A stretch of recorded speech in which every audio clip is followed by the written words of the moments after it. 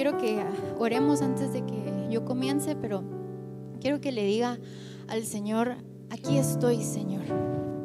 Porque a veces queremos que su presencia esté aquí o donde vayamos, pero muchas veces no le damos nuestra presencia a Dios.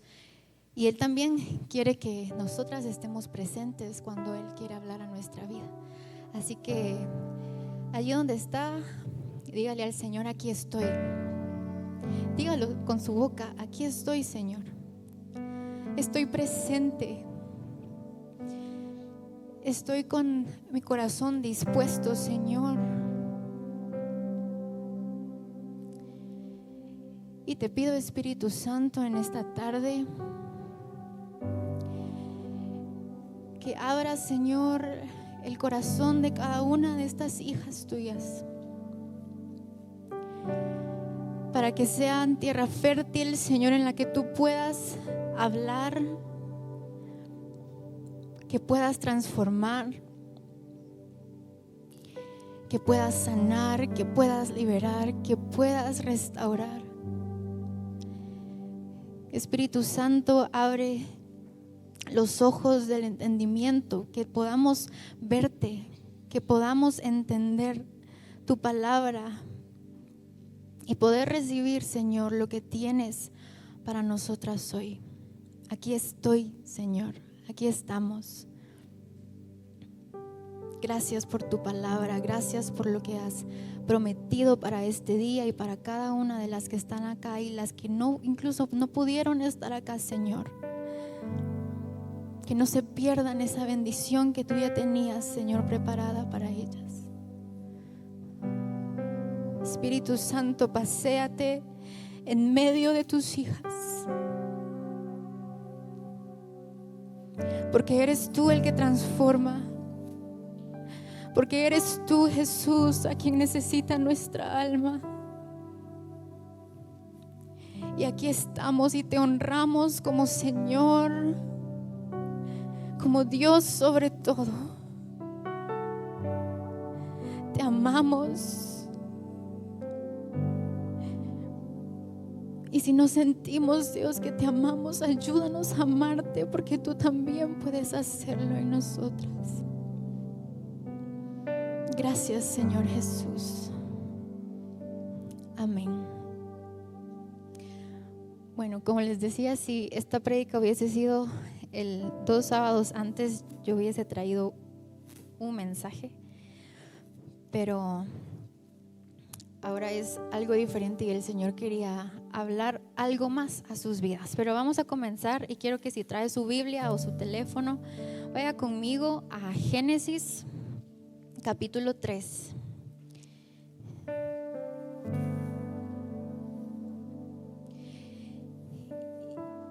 Y de las partes que traigo hoy, esta es una conocida, una historia conocida que tal vez muchos o muchas de las que están acá ya conocen. Así que no lo vamos a leer todo, pero vamos a ir viendo ciertas cosas allí. Génesis, el primer libro de la Biblia, capítulo 3. Y a esta parte yo le puse, aunque me cuesta mucho ponerle título a las prédicas, pero a esta parte le puse la fe de una hija.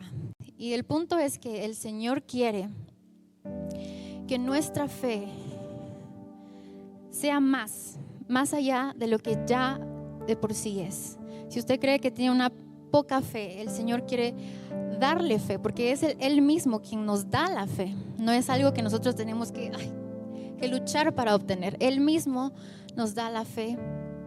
Y así que el Señor quiere hoy que usted pueda tener una fe de una hija, una fe inquebrantable en quién es Él y en quién es usted en Él. Así que vamos a Génesis 3. Y en el primer versículo sabemos que llega Satanás en forma de serpiente y específicamente va a la mujer. Él no busca a Adán, él va a la mujer y le dice y le pregunta: ¿con qué Dios os ha dicho, no comáis de todo árbol del huerto? Con una expresión así: ¿con qué Dios os ha dicho, no comáis de todo árbol del huerto? Y entonces, cuando yo leí eso, primero, la estrategia de Satanás es traer duda a aquello que el Señor le ha dicho a usted, aquello que el Señor ha dejado escrito en su palabra. Esa es una de sus estrategias. Y dígame si no, a veces en el diario vivir, a veces escuchamos como una voz o no sabemos qué es, pero creemos que incluso somos nosotras mismas, que dice: con que Dios te dijo que ibas a tener una casa, con que Dios te dijo que tu hijo o tu hija iba a sanar, con que Dios te dijo que Él era bueno, con que Dios te dijo. Y viene con esa intención de que nuestro corazón dude. Y me di cuenta que ahí dice: no comáis de todo árbol del huerto. Y eso no es lo que había dicho el Señor. El Señor había dicho: pueden comer de todos, pero de uno, de este específicamente, el que está al centro del huerto, de ese no puedes comer. Pero claro, Satanás agranda las cosas y dice: con que no puedes comer de todos. Y la mujer le dice: no, Dios nos dijo esto y esto. Y la serpiente le dice: eso que te dijo Dios no es cierto. La verdad es que no vas a morir cuando comas de este fruto, cuando comas de esto que el Señor te dijo no comieras. No vas a morir, sino que van a ser abiertos tus ojos. Y Satanás le dice una verdad a medias, y una verdad a medias es una mentira. Porque en el verso 7, quiero que lo lea allí, capítulo 3, verso 7. Entonces fueron abiertos los ojos de ambos, de Eva y de Adán, pues ella comió y le dio a su marido. Es cierto, Satanás le había dicho: serán abiertos vuestros ojos. Sí, sus ojos fueron abiertos, pero no fueron abiertos a nada bueno, fueron abiertos a su propia condición de pecado. Y dice: conocieron que estaban desnudos. Entonces, ¿qué hicieron? Cosieron hojas de higuera y se hicieron delantales. Este fue el resultado del pecado, de la incredulidad. Y allí yo puse unos dibujos. Doy clases a los niños, y para explicarme mejor, ya sé que esta historia es conocida, pero ahí está Eva tomando el fruto y Adán y Eva. Después, en el verso 8 dice: y oyeron la voz de Jehová Dios, que se paseaba en el huerto al aire del día, y el hombre y su mujer se escondieron de la presencia de Jehová Dios entre los árboles del huerto. En el 9 dice que Dios los llamó, y cuando Dios los llamó, no crean que es en un tono de: ¿dónde estás? ¿Qué hiciste? Te busco con la intención de castigarte. Yo me imagino que la voz de Dios era tierna y le dice: ¿dónde estás? ¿Dónde estás tú, que nunca te escondías de mí y ahora no te encuentro? Y en el verso 10 dice: y Adán respondió: oí tu voz en el huerto y tuve miedo, porque estaba desnudo y me escondí. Y si se dan cuenta, cuando Eva creyó a la voz de Satanás más que a la voz de Jehová, ella no solo dudó de la palabra de Jehová, sino que dudó de quién es Jehová, quién era Él para ella. Y la consecuencia fue que fueron abiertos sus ojos al pecado y conocieron que estaban desnudos. Estaba leyendo que puede ser y es probable que ellos tuvieran como un resplandor como de luz cuando ellos eran perfectos y Dios los creó a su imagen, una imagen perfecta, y ellos portaban esa imagen perfecta. Pero cuando entró el pecado en sus vidas y ellos dudaron de la palabra del Señor y del Señor mismo, esa luz se desvaneció, y por eso es que se dieron cuenta de su condición, se dieron cuenta que estaban desnudos. Entonces la duda vino a crear en ellos, a distorsionar más bien la imagen y la forma en la que ellos se veían a ellos mismos. Y voy a hablar de Eva porque somos mujeres aquí. El pecado y la duda, la incredulidad hizo que Eva se viera y la imagen de ella misma fuera distorsionada. Pero también la forma en la que ella veía a Dios. Antes de esto, ellos oían al Señor pasearse en el huerto y disfrutaban de su presencia. Pero a partir del momento en que se dieron cuenta de su condición y de que habían desobedecido, cuando escucharon la voz del Señor, ya no era una voz que causaba en ellos emoción por estar con ese Creador, sino que ellos tuvieron miedo y se escondieron. Y así, muchas veces cuando hay situaciones en nuestra vida, cuando algo pasa, viene el enemigo, incluso nuestra propia incredulidad, y nos dice con que Dios ha dicho, con que Dios es bueno, con que Dios te ha prometido. Y eso distorsiona la forma en la que vemos a Dios. Tal vez esto no sea algo superficial porque nosotros estamos acostumbrados a cantar, a decir Dios es bueno, Dios es grande, Dios es poderoso. Pero de verdad lo creemos así. De verdad en nuestro corazón hay una seguridad, Dios, tú eres bueno.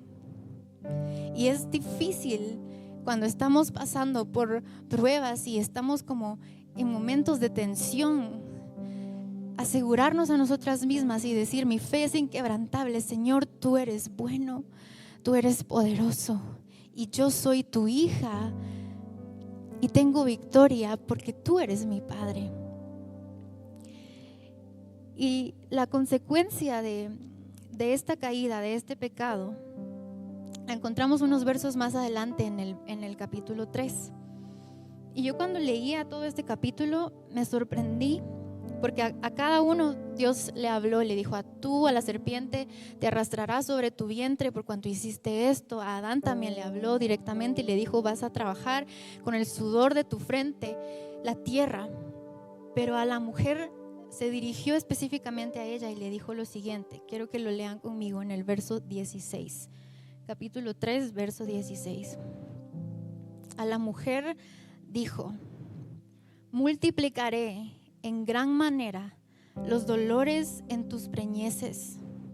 Con dolor darás a luz los hijos, y tu deseo será para tu marido, y él se enseñoreará de ti. Me voy a quedar con la primera parte de ese verso. Y yo me sorprendí porque dije: Señor, ¿por qué? ¿Por qué a la mujer le hablaste de dolor específicamente? Porque es la primera vez que yo sepa que en toda la Biblia aparece la palabra dolor. Antes, en la creación perfecta del Señor, no aparecía esa palabra. Y en esta parte aparece la primera vez la palabra dolor y se la dice específicamente a la mujer. Y yo leía que el dolor que aquí habla, como el dolor cuando se da a luz, era solo como un ejemplo para decir de manera general el dolor que experimentarían las mujeres en general en su vida. Y cuando yo leía eso, yo decía: Señor, ¿por qué? ¿Por qué a nosotras? Y hoy el Señor me dijo y me guió a decir esto, porque el Señor quiere sanar nuestros corazones, quiere sanar nuestras vidas. No podemos ser libradas del dolor porque seguimos en esta tierra. Y hasta que el Señor Jesús venga una vez más, ya no va a haber dolor, ya no va a haber tristeza. Pero mientras tanto, el Señor quiere ir con nosotras en medio de ese dolor e incluso sanar aquello que ya ha pasado a otros niveles. Al final traigo un testimonio, pero quiero primero dejar clara esta parte. El Señor nos llama a tener una fe inquebrantable aún en medio del dolor, aún en medio del dolor que podamos estar experimentando de nuestros hijos, por el temor, alguna enfermedad, cualquier cosa. El Señor quiere que nosotras estemos seguras de dos cosas: de quién es Él y de quién somos nosotras en Él, aún en medio de ese dolor. La segunda parte está en Jueces capítulo 4.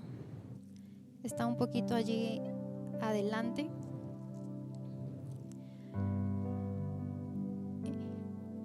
Y a esta parte le puse en manos de una mujer. Esta historia no es tan conocida como la primera.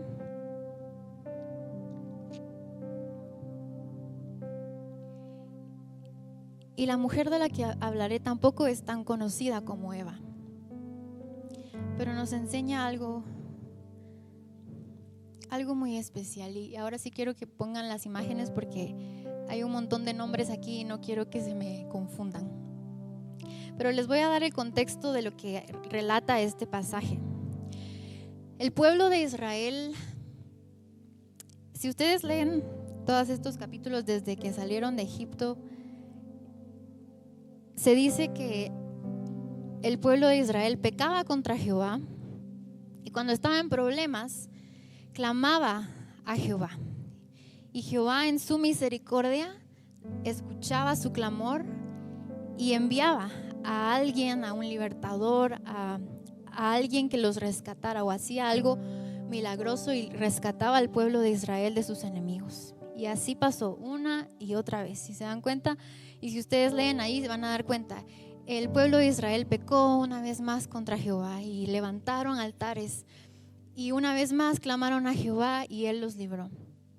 Y la última vez que los había librado, Jehová levantó a un libertador que se llamaba Ahod.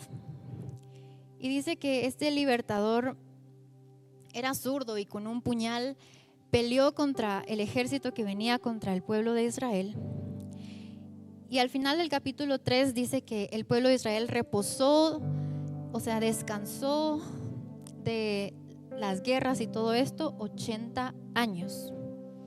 Y que después vino alguien más que también salvó al pueblo de Israel de sus enemigos. Pero en el capítulo 4 comienza con que este Ahod, el que libertó al pueblo de Israel, muere. ¿Y qué creen? El pueblo de Israel vuelve a hacer lo malo delante de los ojos de Jehová. Y dice en el capítulo 2, usted lo puede leer ahí, que Jehová los vendió a mano del rey Javín, que era el rey de Canaán. Y este rey Javín tenía un ejército. Y aquí empiezan los nombres. El capitán de su ejército se llamaba Sísara. A ver si me pueden poner los dibujitos ahí. El capitán del ejército de este rey Javín de Canaán se llamaba Sísara. Medio se mira, pero es el que está aquí en la esquina derecha. Y dice que en ese tiempo quien gobernaba a Israel era una mujer, que ella sí es más conocida. Su nombre era Débora. Débora es, yo no sé si era anciana ya, pero así me apareció en las imágenes. Así que Débora es la mujer de arriba. Ella gobernaba, era una profetisa y gobernaba al pueblo de Israel. Y dice que un día ella envió a llamar a Barak. Barak es el hombre que está allá en la esquina con Débora. Él era un hombre de guerra. Y lo manda a llamar y le dice: Barak, ¿no te ha dicho Jehová que vayas y pelees contra el rey Javín, contra el capitán de su ejército, Sísara? Porque él lo va a entregar en tu mano. Como diciéndole: mira, no te hagas el loco, Jehová te ha dicho, así que ven y ve a pelear con este rey. Y la respuesta de Barak es algo particular. Dice en el verso 8: Barak le respondió: si tú fueres conmigo, yo iré, pero si no fueres conmigo, no iré. Claro, era un ejército de 900 carros, era un ejército grande y claro que Barak podía estar amedrentado, pero le dijo: si tú no vas conmigo, Débora, yo no quiero ir. pero si tú vas conmigo, yo voy. Y en el verso 9, Débora le dice, iré contigo. Pero le dice más adelante en ese verso, mas no será tuya la gloria de la jornada que emprendes, porque en mano de mujer venderá Jehová a Sísara. Y si leemos hasta ahí, yo podría pensar que esa mujer a quien Débora dice es ella misma, porque ella fue con Barak a pelear esa batalla. Pero no, más adelante nos menciona a un hombre que se llamaba Heber. Y Heber era de aquellos hombres que no están ni aquí ni allá. Aquellos hombres que hacen amistad con el mundo, pero pues también a veces de vez en cuando van a la iglesia.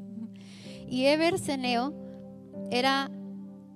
estaba en paz con ambas partes, estaba en paz con Israel y estaba en paz con el rey Javín de Canaán. Y entonces llegó el día en que se alistaron para la batalla y dice que Barak se preparó con Débora y Sísara, el capitán del ejército, el enemigo, dice que reunió sus carros, sus 900 carros, y fue porque ya sabía que Barak venía contra él. En el verso 15 dice, y Jehová quebrantó a Sísara, a todos sus carros y a todo su ejército, a filo de espada, delante de Barak. Jehová les dio la victoria así como él había dicho. Pero dice, y Sísara, el capitán del ejército del enemigo, descendió del carro y huyó a pie. Y dice que cuando Sísara, yo se los voy a relatar, cuando Sísara salió huyendo del campo de batalla, fue corriendo y dice que vio que estaba cerca la casa de Heber, aquel que estaba en paz con él, que no era su enemigo. Y dice que llegó a la tienda donde vivía Heber y gracias a Dios él no estaba ahí, pero había alguien más, estaba su esposa, y su esposa se llama Jael, es la mujer que está en la imagen de abajo. Dice que corrió huyendo por su vida y cuando llegó a la tienda de Heber Ceneo, ahí estaba Jael, su esposa. Y hay cosas que yo creo que solo una mujer puede hacer. Cuando Sísara llegó a la tienda, Jael dice que le dijo, ven Señor mío, ven, entra. Tal vez con aquella gracia, ¿no? Con aquella paz que a Sísara le dijo, aquí es un lugar seguro donde me puedo esconder. Tal vez si hubiera encontrado a alguien más, no hubiera confiado, pero Jael le dice, ven, entra. Y dice que Sísara entró a la tienda de Jael y dice que le dijo, por favor, dame un poco de agua, porque había venido de una batalla, estaba sediento. Y Jael, yo me imagino a Jael valiente, porque él era un hombre de guerra, me imagino grande, con armadura y con armas y todo. Y Jael le dice, Jael va a su cocina, me imagino, y toma, en lugar de agua, toma un vaso de leche.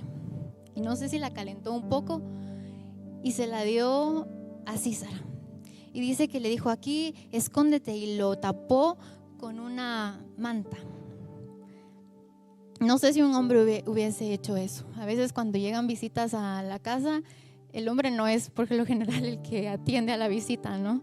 Que le da un vaso de agua o que necesita algo, pase adelante, ¿no? Jael lo hizo y con una gracia le dijo, ven aquí, entra, escóndete, yo te tapo con una manta, te doy un vaso de leche. Y Sísara le dice, quédate en la puerta y mira si no viene alguien, y si viene alguien y pregunta si hay alguien aquí adentro, dile no. Y ella dice, ok, lo haré. Y Sísara, ahí escondido, después de haberse tomado su vaso de leche tapadito, se duerme allí en la tienda de Jael. Y yo creo que ella, sin pensarlo mucho, dice que toma una estaca. Ellos vivían en tiendas, así como estaba la imagen allí. Y usualmente ellos levantaban su tienda, se movían, la volvían a establecer. Y me imagino que era ella la que hacía ese trabajo de levantar la tienda y volver a decir. Ever decía, aquí nos vamos a quedar en la noche, ok. Ella volvía, hacía todo el trabajo, metía las estacas en la tierra. Ella era la encargada, tal vez, a falta de que Ever tuviera esa iniciativa, me imagino. Pero entonces, mientras César está ahí dormido, ella toma esas estacas que por mucho tiempo había clavado en la tierra para levantar su tienda, y toma un mazo. Y esta parte es bien, cuando uno la lee, impacta bastante, porque yo no me imagino haciendo eso. Pero Jael, sin ningún temor a que el hombre que estaba allí se levantara y le hiciera algo, llega por detrás y toma la estaca y el mazo, y dice que se la pone en la sien, y de un golpe, yo creo que ni siquiera le dio dos, porque si fallaba se levantaba ese hombre y ella estaba muerta de verdad. Pero en un golpe, solo uno, porque lo había hecho tanto tiempo, levantando y quitando su tienda y volviéndola a poner, que no dudó en poner esa estaca en la sien de ese gran hombre de guerra. Y de un mazo, dice que hasta atravesó la sien, la cabeza de ese hombre, y que hasta enterró la estaca en la tierra para que el hombre no se moviera de allí. Y Sísara murió, porque él estaba muy dormido, muy profundamente dormido, y el Señor le dio la victoria al pueblo de Israel a través de esta mujer, que tal vez ella pensaba, yo, Señor, ¿qué puedo hacer por ti? Y la segunda cosa que el Señor me decía que les dijera es, diles que yo tengo una asignación, me decía esta palabra, asignación para cada una de ellas. Tal vez ellas dicen, ay, pero yo qué puedo darle al Señor, o yo qué puedo hacer por el Señor.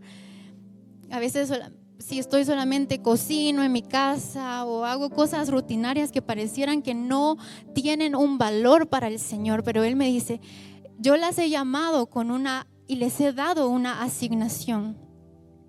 Y no importa qué rutinario parezca eso que hacen, porque en el momento justo va a dar fruto y voy a traer victoria, así como lo hice a través de esta mujer, Jael.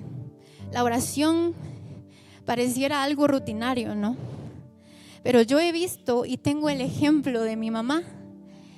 Ella todos los días se levanta temprano y ella es un ejemplo para mí, porque nadie la ve y ella podría seguir durmiendo unas horas más todos los días, porque yo sé que a veces está cansada, pero cada día se levanta y clama, y sé que en esas oraciones clama por mí.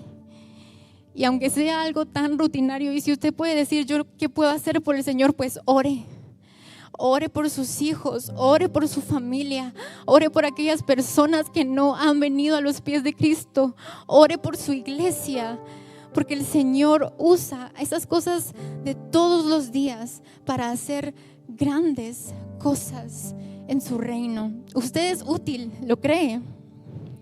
Usted es útil en las manos del Señor, y allí en el trabajo donde esté, en lo que sea que haga, el Señor quiere glorificarse si usted le da esa oportunidad a Él. No importa qué tan simple o qué tan rutinario parezca, el Señor quiere usarla. Y la última parte está en Mateo capítulo 25.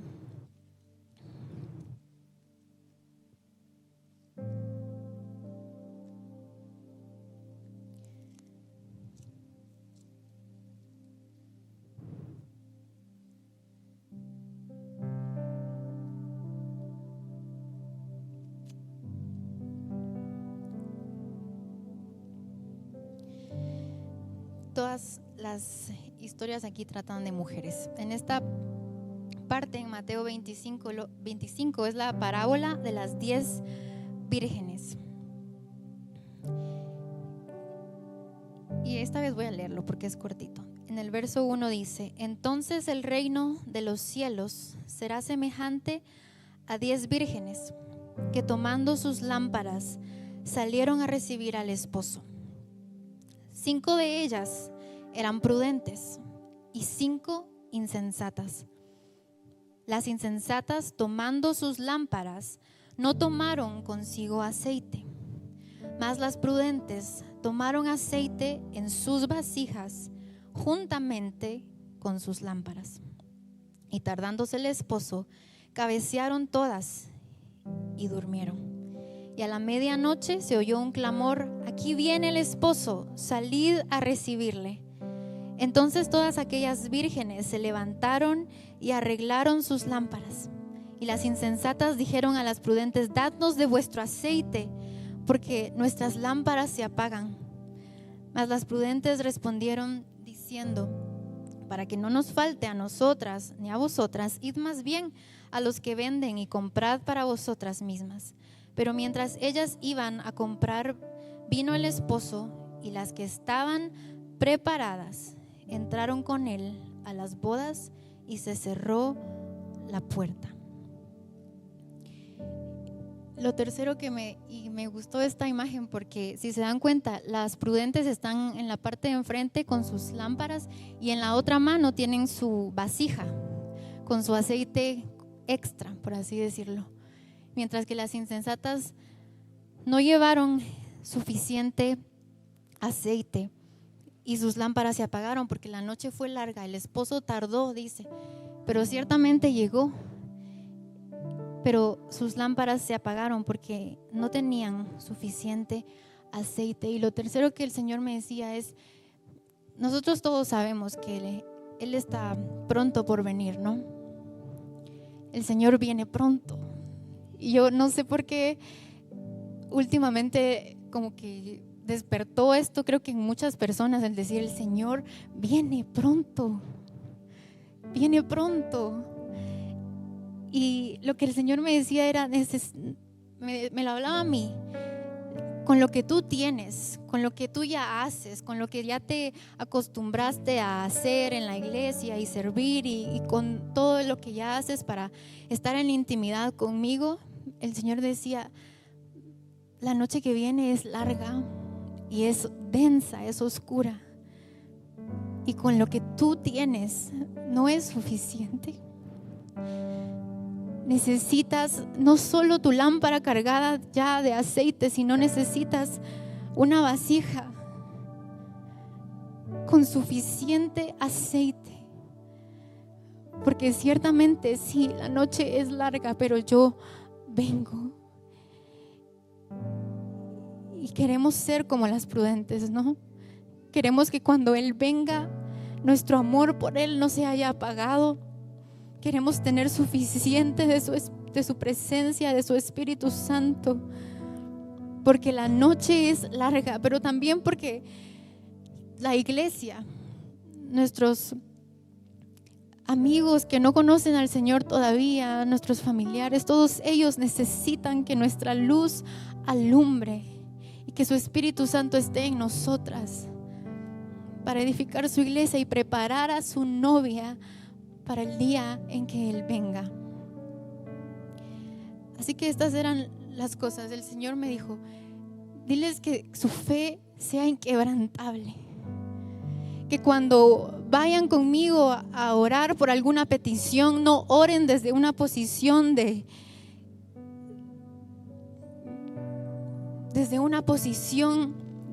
esclavas, sino sabiendo que son hijas y tienen acceso a tu presencia. Algo cambia cuando oramos con esa claridad. Yo soy tu hija y estoy en lugares celestiales con Cristo, dice su palabra. Hay autoridad en mi boca. Lo que yo toco puede ser bendito. Lo que mis manos tocan puede prosperar. Si yo me atrevo a orar por alguien que está enfermo, con la fe puesta en Él, Él puede hacer milagros todavía.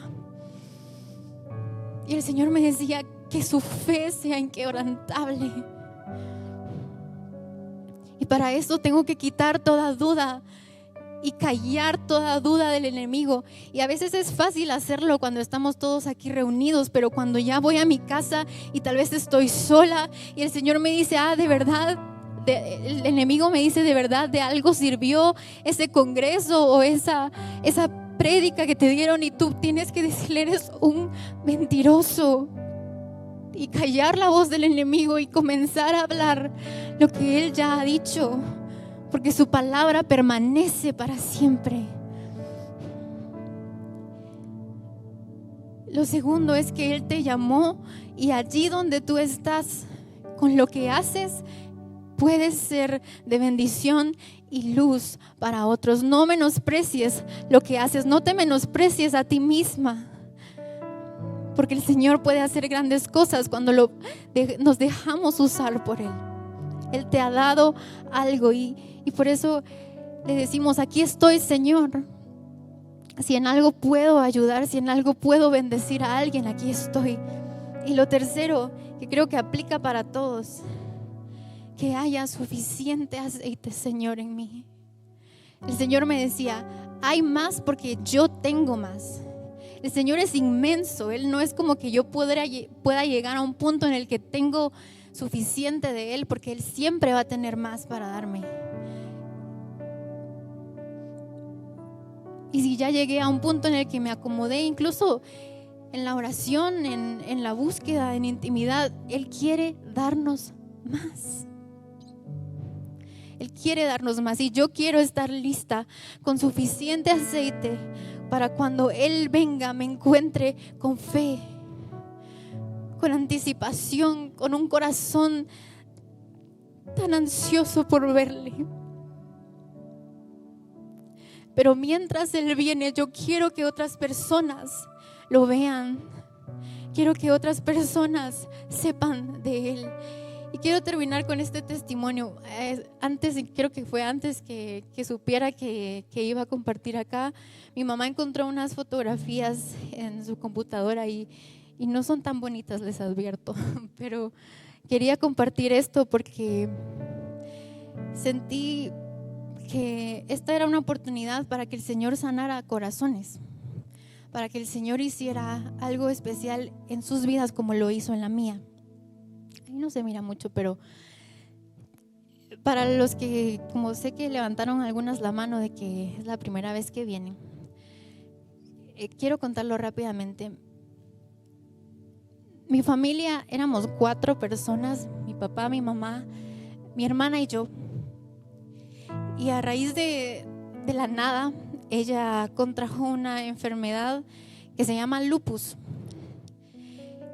Y recién fue diagnosticada, pasó como 1 año y medio tal vez en tratamiento y muchas cosas.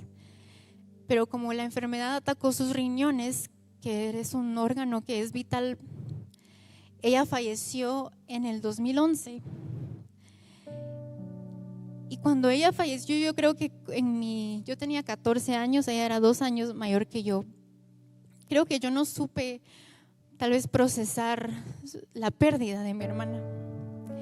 Nosotras 2 éramos así, y me acuerdo que cuando salíamos de clases que ya nos iban a traer nuestros papás del colegio, cuando había que esperar en una salita y todos los niños se iban así con su grupo de amigos, y cuando yo salía yo buscaba a mi hermana.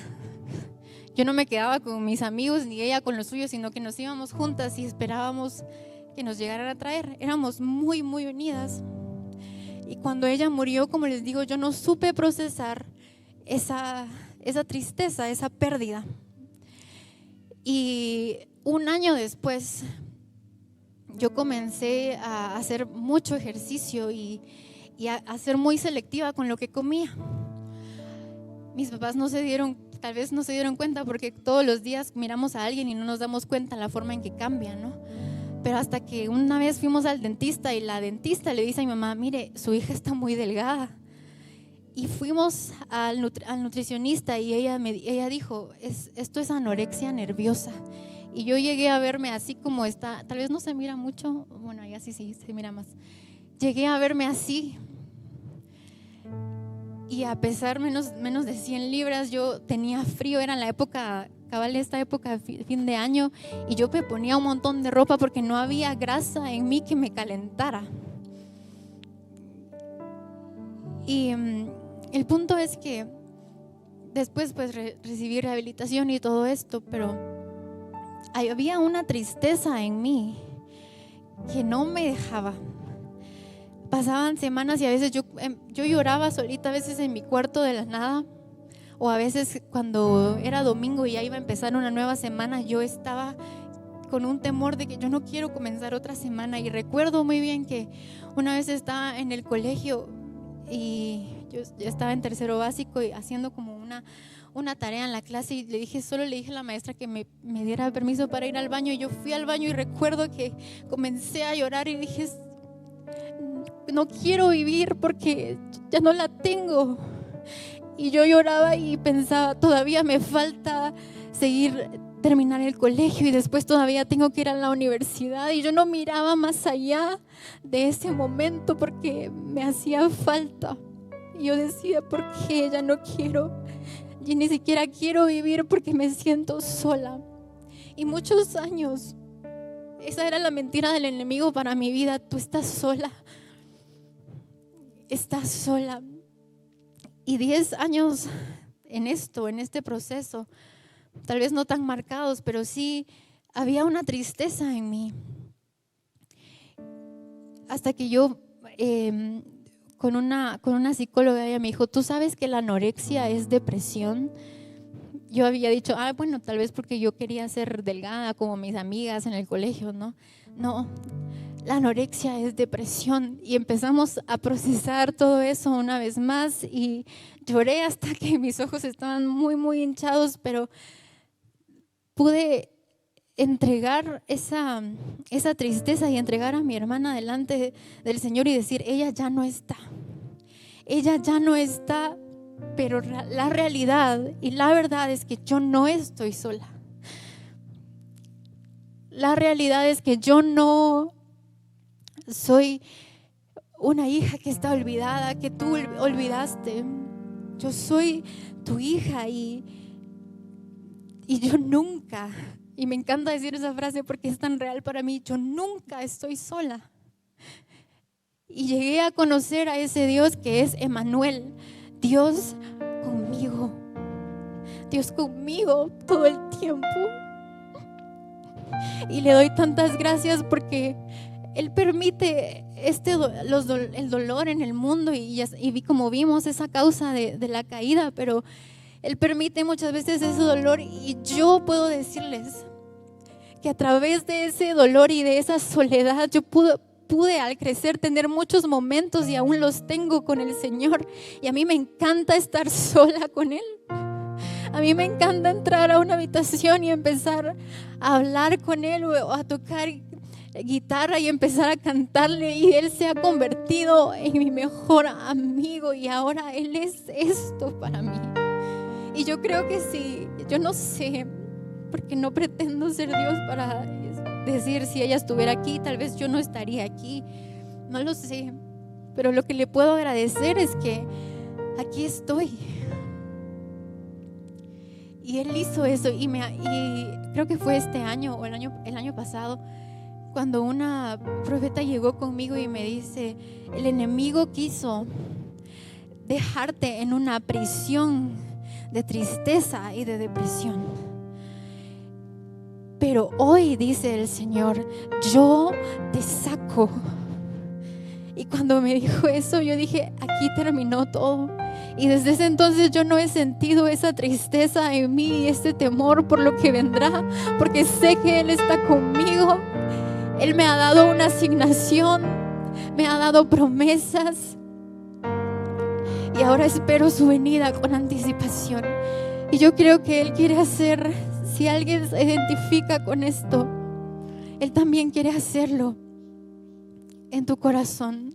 Yo no sé qué dolor has pasado, yo no sé qué aflicción has tenido, pero el Señor es un Dios que sana, que liberta, que trae sanidad, que trae redención, pero es con Él.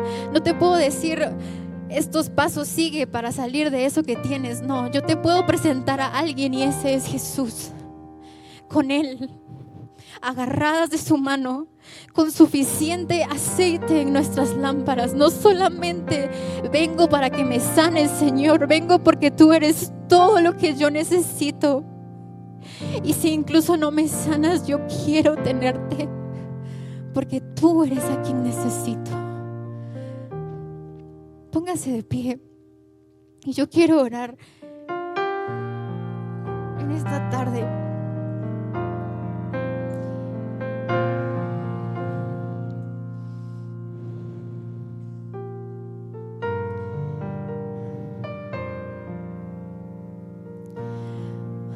Padre, te doy gracias por tu presencia. Gracias por lo que haces en nuestras vidas que nadie más puede hacer. Eres el que liberta, eres el que sana. Oh Dios, eres el que da nuevas fuerzas.